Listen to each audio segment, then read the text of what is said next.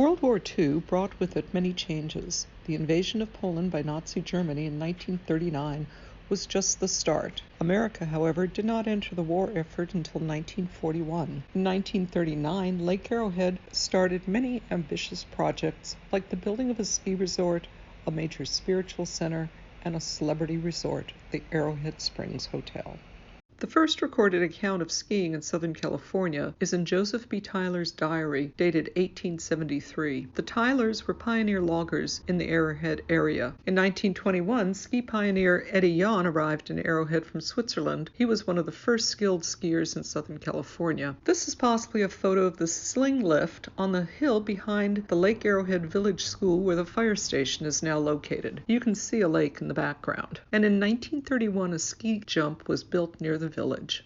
In 1939, a resort was proposed for Snow Valley, designed by noted Southern California architect Wallace Neff. Neff also designed the inn at Sun Valley, Idaho. Snow Valley was transferred ownership to legendary ski champion John Elverum in 1941. Here's a photo of skiers at Snow Valley in the 1940s. In 1949, the lodge at Snow Valley burned down and plans were made to build a larger facility. A new 3-story chalet-style lodge was completed in 1953 and is still in use today. Here is an old ad for Snow Valley, and this probably dates from the 1960s. And here is the lodge today. A.K. Mazumdar was an Indian-born spiritual leader and part of the New Thought movement in the early to mid-1900s. Many compared his teachings to Gandhi. He had this temple built where people of all religious faiths could come and worship together. It was designed by William P. Lodge, a San Diego architect and one of his admirers. A common legend is that it was built as a replica of the Taj Mahal, but this was not the case, according to the architect. Mazumdar also feared a nuclear war, and the structure is concrete and built as a bomb shelter. This is a drawing of how the interior was to be finished, complete with murals depicting the life of Jesus. World War II and Mazumdar's ill health prevented the project from reaching completion. The temple is now owned by the Unification Church of Reverend Moon. Camp Mazumdar is located halfway up the mountain on the road from the Cajon Pass. The main road up the mountain, however, comes from San Bernardino past the lake's namesake landmark, the Arrowhead and Arrowhead Springs. The native peoples used the healing hot springs beneath the Arrowhead for thousands of years. In 1857, shortly after his arrival to California on a prospecting trip, David Noble Smith stumbled upon the hot springs and vowed that one day a spa would be set on those grounds. In 1864, inspired by the death of his father and other family members by consumption, he established the first health spa at the springs. Smith started calling himself doctor and began treating patients with various diseases at a treatment house he built at the springs. In 1868, he built the first of the Arrowhead Springs hotels. He called his venture the Hot Springs Infirmary or Smith's Hygienic Sanitarium. Despite his best efforts, his treatment center was a financial failure. He decided to lease it to a Mr. Darby and Lyman of Los Angeles. They wanted a larger facility, but since Smith owned the property, they would have to wait until his death in 1885. Conveniently, 3 days after his death, the first hotel burned down. Darby and Lyman then incorporated, forming the Arrowhead Hot Springs Company. They rebuilt the hotel in 1886 at a cost of $150,000. Eventually, after adding wings to each side of the hotel, they had a capacity of 120 rooms, making it the largest hotel in the area. It too burned down in 1895 during a 4th of July celebration. And here we see some people at the hot springs. Finally, in 1905, a third hotel was built on the site. In 1930, it was sold to a Hollywood consortium and promoted as a luxury resort. The hotel soon became a hangout for big-name celebrities like Loretta Young, Mary Pickford, Spencer Tracy, and Humphrey Bogart. Sadly, the golden era of Arrowhead Springs was short-lived. A forest fire destroyed it in November of 1938. At a cost of $1.5 million, a new luxurious 6-story Arrowhead Springs Hotel opened in December of 1939. Judy Garland, Elle Jolson, and Rudy Vallee were among those featured in the all-star grand opening, and the Hollywood crowd was back. The new Arrowhead Springs Hotel and Spa encompasses 1,916 acres directly beneath the Arrowhead. It was designed by architects Gordon B. Kaufman and Paul Williams. If you remember, Kaufman was the architect who had originally been hired to design the Arrowhead Village and accompanying buildings. Famed designer Dorothy Draper designed the interiors. Gordon Kaufman, who by now had recently completed work on the Hoover Dam, must have felt comfortable working on this project close to Arrowhead, since the client was not the Arrowhead Lake Company. Although I mentioned Paul Williams previously, a bit more about him is warranted. In addition to being the first African-American member of the American Institute of Architects and later a fellow and gold medalist, he went on to be a celebrity architect and civic leader. Over his 6-decade career, he designed over 3,000 buildings, including being part of the design team for the LA International Airport and its theme building. Dorothy Draper was the first person to professionalize the interior design industry by establishing in 1923 the first interior design company in the United States. She is said to have invented the modern Baroque style of interiors. The new hotel exuded Hollywood glamour, and Dorothy Draper's signature style is evident to this day. A dining room, and one of the bars. And here are just some of the celebrities who frequented the spa. This pool is named after Esther Williams. She was an American competitive swimmer and actress. During World War II, the Arrowhead Springs Hotel was turned into a naval hospital. 500 service members arrived on day one, overseen by a bevy of naval nurses, who often participated in swimming contests, much to the delight of recovering soldiers. According to the LA Times, the various recreation outlets have been found effective at keeping the Navy nurses physically fit for their arduous tasks in assisting wounded and sick Navy men back to health. Overall, 6,000 service members would recuperate at the Arrowhead Springs Naval Hospital. After the war, the Arrowhead Springs Hotel returned to its original function as a luxury resort and has gone through several iterations over the years, including being world headquarters for the Campus Crusade from Christ from 1962 to 2016. In 2016, it was purchased by the San Manuel Band of Mission Indians, who are restoring the facilities. Resorts and health spas weren't the only use for the hot springs. In 1894, Puritas, whose name was later changed to Arrowhead Drinking Water, started bottling distilled water. The spring's water was marketed as healthy water, especially for growing children, stating in their advertising, "If you don't get the water for yourself," the company argued, "do it for the children. When they drink the water, they're building their growing bodies and protecting their existing good health." Their marketing campaign even included this 1936 teardrop car, which its creators claimed was America's first truly streamlined vehicle. The car unfortunately no longer exists. So successful was Arrowhead Water that in 1987 it was purchased by Nestle and is currently the largest supplier of bottled water in Southern California. While Arrowhead weathered the Great Depression relatively unscathed, primarily because of the movie industry, because of gas rationing, tourism was down. The war years were particularly difficult for the community. There was some building, however. Aviator Thomas Hamilton continued developing his holdings with new construction of the gatehouse for guests. The house was moved to its current location from the entrance after a new gatehouse was built. Both the gatehouse and the sister's house originally sported a thatched roof.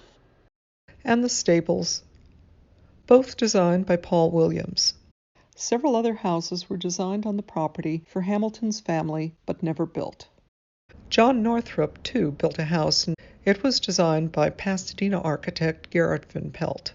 John Northrop is credited with designing the first sling lift on the mountain and also an experimental boat.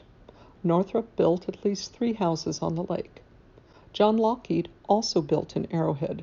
John Lockheed was son of the founder of Lockheed Aircraft. Lockheed had this small cabin designed and built for him. This drawing is from an article in a 1948 issue of the LA Times on modern mountain cabins. You can see the corner of Rudolph Schindler's Benatti cabin in the lower right corner. Lockheed hired Burbank architect Lucille Bryant Rapport, AIA, to design this cabin. She was one of just 350 licensed female architects in the country in 1961. There were probably even fewer in 1947 when this cabin was built. Bryant made her name designing mid-century modern houses and apartment buildings in the San Fernando Valley during its building boom of the 1950s. When asked what advice she had for women competing in a male-dominated profession, she responded, "Look like a girl, think like a man, act like a lady, and work like a dog." Here are some photographs by famed architectural photographer Julia Schulman. Even though it is a tiny one-room cabin, Rapport's use of glazing and curtains makes the house seem much larger than it really is. The use of curtains makes the space cozy as well. I find the choice of lamp especially amusing. And speaking of women architects in Lake Arrowhead, noted Santa Barbara architect Luda Maria Riggs supposedly designed a house for the Lockwoods in Lake Arrowhead, but its location is unknown, as is the Edward Sedgwick House, designed by Elda Muir, another pioneering woman architect. Hamilton, Northrop, and Lockheed weren't the only aviators who spent time in Arrowhead. Pancho Barnes, whose life was depicted in the movie The Right Stuff, probably had many childhood memories on the mountain. Here's a photo of Amelia Earhart and Pancho Barnes. Despite a crash in the 1929 Women's Air Derby, Pancho returned in 1930 to break Amelia Earhart's world women's speed record with a speed of a whole 196.19 miles per hour. And a picture of Amelia Earhart having fun on Lake Arrowhead. Pancho Barnes likely spent many childhood summers in Lake Arrowhead. Her grandmother owned a large cabin at the Squirrel Inn. Her father built a small cabin there in 1927, soon after Pancho's mother passed away. I don't have a picture of her grandmother's Squirrel Inn cabin, but I do have a photo of Fern Rock Ranch and a photo of her grandmother's cabin there. An interesting aside is that Pancho's grandmother's wedding gift to her parents was the old family mansion which she had shipped from Philadelphia and rebuilt into a new house in Pasadena, as seen here. Chuck Yeager also seems to have had a connection to Arrowhead. I recently read that the Yeager family had a place on the north shore of Lake Arrowhead. And Charles Lindbergh certainly knew about Arrowhead. This newspaper article talks about his wife visiting while he flew overhead investigating landing sites. Although the mountain resorts did fairly well during the Great Depression because of the movie industry, the war years with its gas rationing and limited tourism was just too much of a financial hit for the resorts. The Arrowhead Lake Company went into receivership in 1946. It was sold to the LA Turf Club. The Turf Club sold few lots. However, since they used the properties to help offset their taxes, they donated land to various organizations and helped finance the hospital. The North Shore Tavern was donated to the University of California. When tax laws changed, the property was sold in 1960 to the Lake Arrowhead Development Company. Though few lots were sold during this period, there was some construction going on. This small cabin was built in 1950 for a member of the Hershey family, the Pennsylvania family that gave its name to those delicious chocolates. Famed modernist Richard Neutra also built in the San Bernardinos near Lake Arrowhead. This small lodge was built in Running Springs in 1952.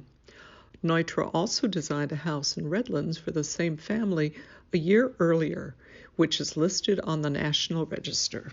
The year architect Conrad Buff graduated from USC, he designed the small cabin for his parents in Lake Arrowhead. Family acquaintances included Rudolf Schindler and Richard Neutra. Buff's firm, Buff & Hensman, were known for their work in the Case Study House program. This is house number 20 and house number 28. And another Buff & Hensman 40 years later. Disneyland opened on July 17, 1955. Santa's Village opened 6 weeks earlier, making it the first franchise theme park in the country. The park was built on the grounds of the old Metcalf sawmill owned in the 1950s by the Hank family. They actually found remnants of the old mill when they dug Ladybug Pond.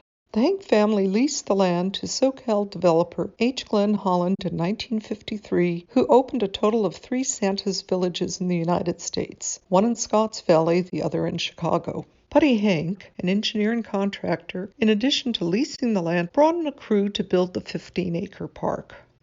It had kiddie rides, including a bobsled, monorail, and Ferris wheel. It also had a petting zoo, live reindeer, and shops including bakery, candy kitchen, and toy shop. In 1978, the original group of investors went bankrupt and the Hank family took over again. Putty Hank's death, the park closed in 1998. It has since been restored and reopened as an adventure park called Sky Park Santa's Village. The 1950s and 60s are sometimes referred to as the golden age of fantasy. Disney movies, Cinderella, Peter Pan, Robin Hood, and more were all made in the early 50s. The horrors of World War II had people wishing to escape to a more magical time. Cinderella houses became a thing, as did the development of theme parks. Arrowhead was no exception. Cinderella houses became fashionable at this time, with its applied gingerbread trim and sometimes shutters often painted a contrasting color to accentuate its decorative quality. Changes in tax law made it financially difficult for the Turf Club to hold on to Lake Arrowhead. They sold their interest to 3 Los Angeles developers in 1960, marking a new era of development. Under this new leadership, the golf course was expanded, 18 new residential tracts subdivided and developed, and other improvements made. The company merged with Boise Cascade in 1967. The newly formed Lake Arrowhead Development Company was headed by Jules Berman, businessman who was the first importer of Kahlua to the U.S. This small gem of a house was designed by David Fowler for his mother 6 years after his graduation from USC. It was photographed by Julius Schulman. Fowler supposedly designed numerous houses in Lake Arrowhead, although I am unaware of where they may be.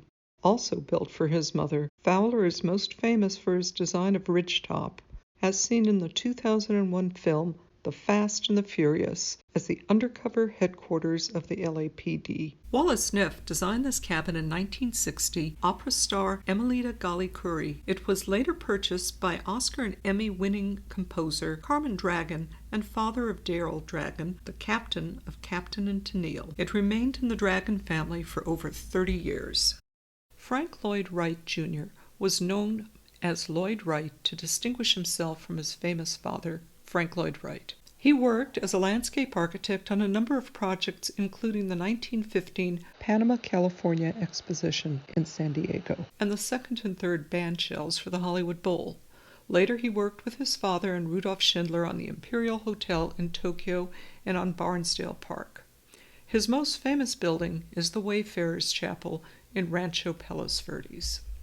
This is a small cabin he designed near the village. And speaking of Mrs. Barnsdale, she once owned this piece of property, but the house has been altered beyond recognition. The history of the Arrowhead Golf Course started in the late 1800s with loggers. There were 2 separate mills in the valley. The logging operation essentially cleared out the valley, which was then slated for another lake for the massive irrigation project that included Little Bear Lake. When using the lakes for irrigation fell through, other recreational uses were explored. McNeil Swayze designed an elaborate clubhouse in 1924. It was never built, but a smaller clubhouse and 9-hole golf course was. Here are golfers playing in 1929, and another view of the golf course a while later. After plans were made to expand the course to a full 18-hole course, Richard Dorman designed this clubhouse, billed as the world's largest A-frame. The new club was a resounding success, although over the years it has been remodeled to be less mid-century modern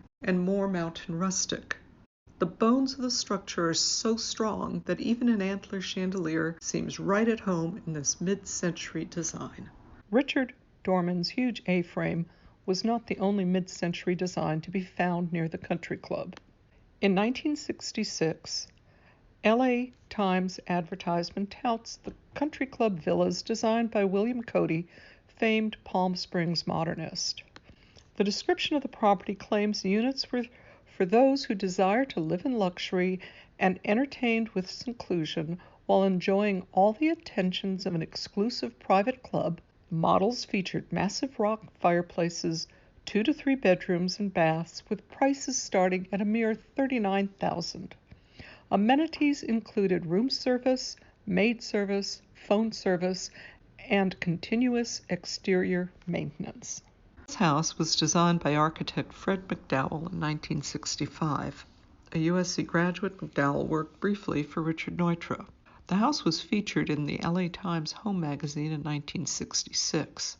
McDowell said, "I want to do something like a boat with prow opening up to the view." Houses where the plan is rotated 45 degrees under the roof eave is a thing in Arrowhead, as we saw in the Davis house 5 years earlier. I remember watching this house under construction as a kid. I was fascinated by the geometry of its 4 large gables and facades that came to a point under each gable. I don't know who the architect was, but vaguely remember being told it was designed by a recent architectural graduate. I could be wrong on that. The house was designed for comedian Shecky Greene in 1967. And then there's this little gem from 1968. Michael Black was a prominent Palm Springs mid-century modernist. He designed this getaway cabin for his family in 1968. It has over 100 windows, so that you can see the forest from almost any angle in the house. It was featured in Time magazine.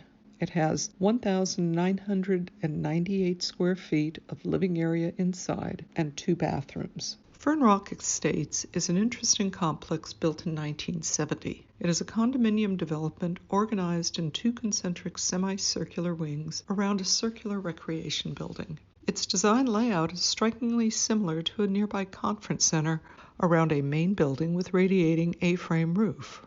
Both complexes were built for the LA Teachers Association as a resort conference center, later sold to the California Teachers Association. In 1975, Calvary Chapel of Costa Mesa purchased the properties for use as a Bible college and conference center. In 1996, the Bible College moved to a larger facility in Murrieta Hot Springs, and the Twin Peaks facilities was renovated and reopened as Calvary Chapel Conference Center Twin Peaks. Roof pitch on the condos become increasingly steep as one moves from the exterior row of units, which almost seem Wrightian in inspiration, to the central recreation building.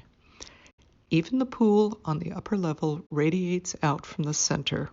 Growing up, I would always be on the lookout for the boat with the keyboard. Here's a photo of Liberace getting the keys to his boat. His home was just down the street from our own home. Of course, there were candelabra marking the entrance. Although the building CC&R stated that the house needed to be French Norman, this was the 1970s. The house did have a great room with an open beam ceiling, though, and an open-beamed ceiling in the principal bedroom with a signature chandelier. The kitchen, too, had a beamed ceiling and custom tile mural. Not sure how to describe the style of this bathroom, nor the beams on this terrace. The 1971 San Fernando earthquake caused severe damage to the Van Norman dams. As a result, the state conducted a survey of all dams in California and determined that the Lake Arrowhead Dam would fail in a major quake, and the lake would either have to be lowered 70 feet or a new dam built. Boise Cascade did not want to foot the bill for a new dam, and the owners of Lake Arrowhead Woods were given the opportunity to purchase the lake and build a new dam, which they did.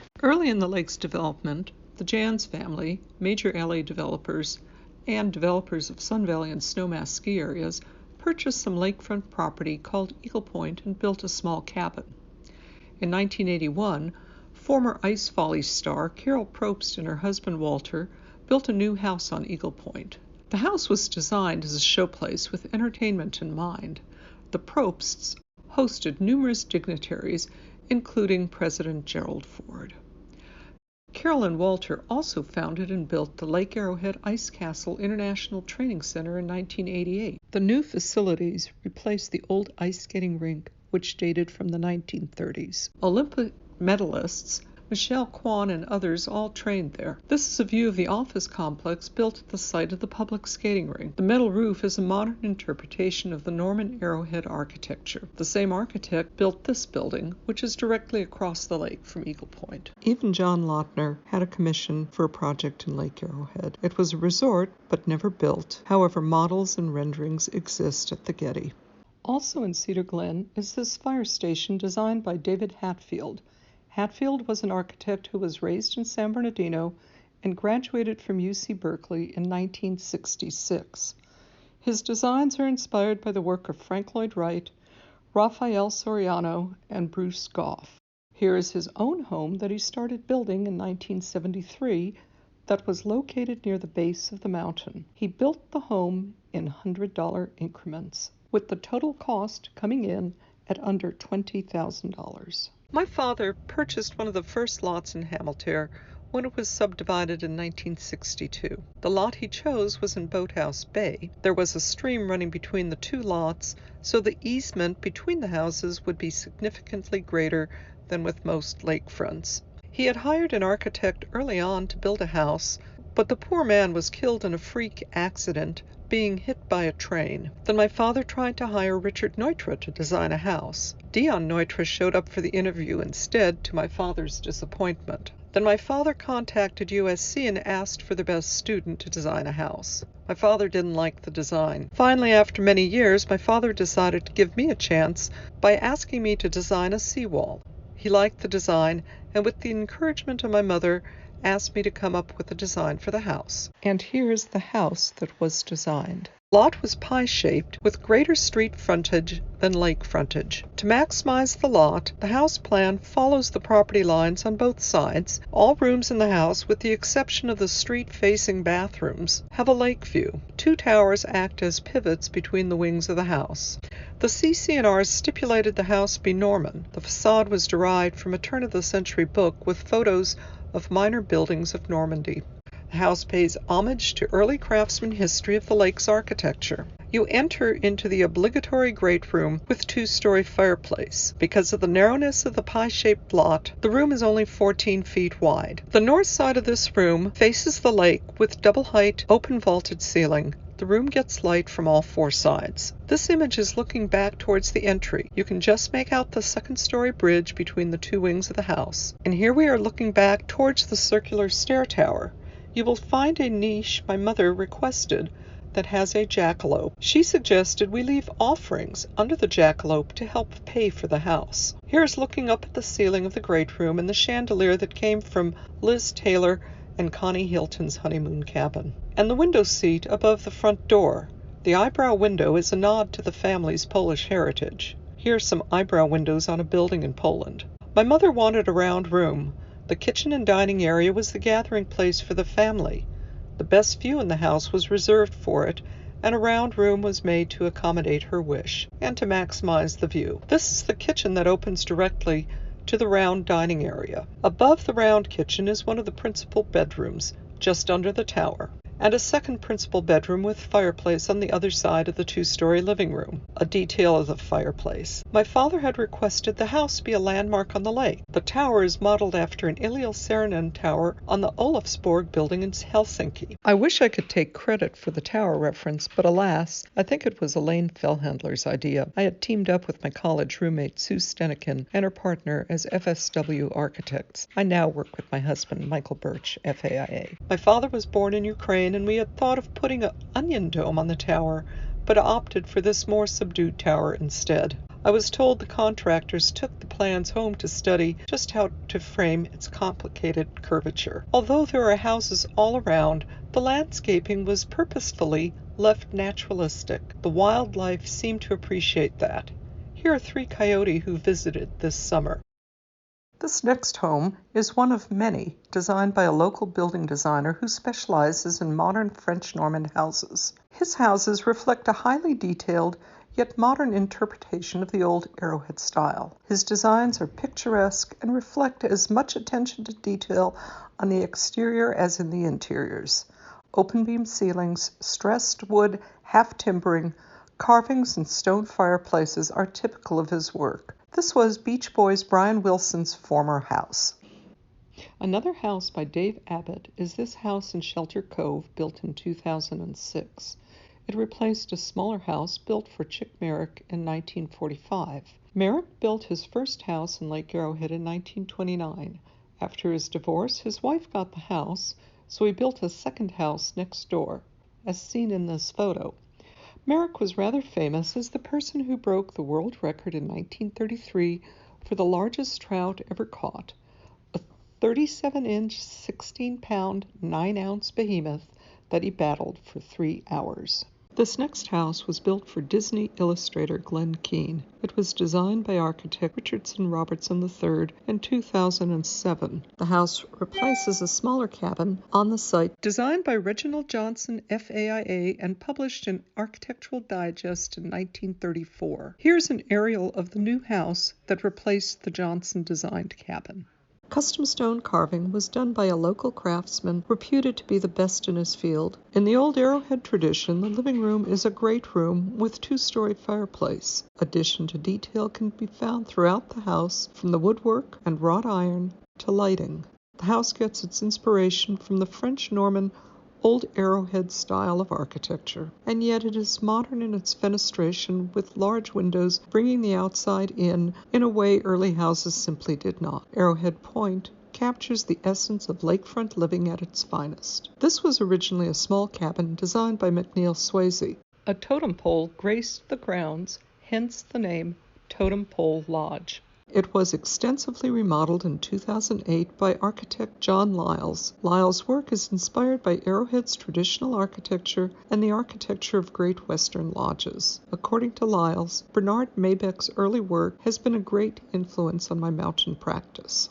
This last project recently won several prestigious national awards. It was designed for an artist who said he chose the site because it reminded him of the woods where he was originally from in Pennsylvania. The architect stated that he was inspired by the roof and long elevation of the North Shore Tavern and Schindler's A-frame.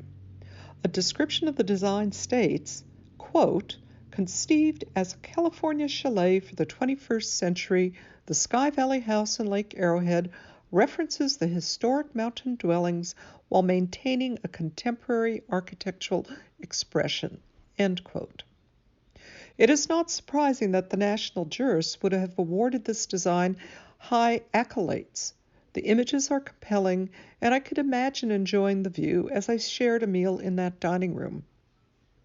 And to reference Schindler's reasoning as to why his buildings were allowed, albeit with a slight twist, none of the national jurists had ever been to Arrowhead, nor are they familiar with its history and culture. And speaking of history, only time will tell if the Sky Valley House will be the precedent setter as was Schindler's A-frame. To end, here's a picture of Lake Arrowhead 100 years ago and today. As different as things are now, some things remain the same. Thank you for the opportunity to share some of my thoughts on Arrowhead. Looking out my window, looking for some place to go. What was that my parents said? Let's go to Lake Arrowhead. We're going to Lake Arrowhead. We're going to Arrowhead.